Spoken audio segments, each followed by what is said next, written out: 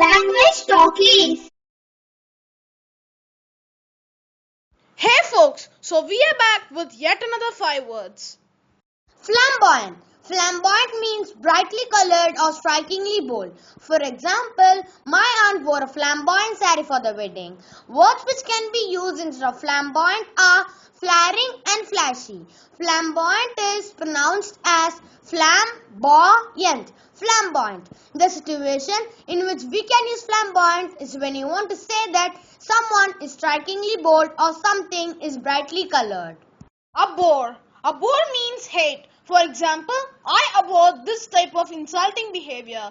Words which can be used instead of abhor are detest and abominate. Abhor is pronounced as abhor. Abhor. The situation in which we can use abhor is when we want to express hatred. Plausible. Plausible means believable. For example, please give me a plausible scenario. Words which can be used instead of plausible are likely and pretentious. Plausible is pronounced as plausible. Plausible. The situation in which we can use plausible is when you want to say or denote that the situation is believable.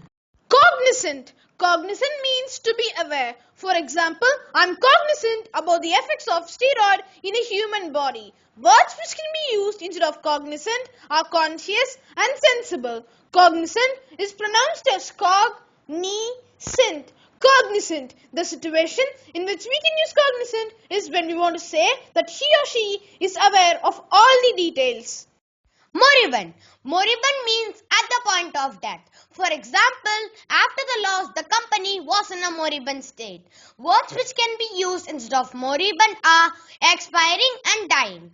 Moribund is pronounced as moribund. Moribund. The situation in which we can use moribund is when you want to say that someone or something is almost dying. Thanks from Language Talkies.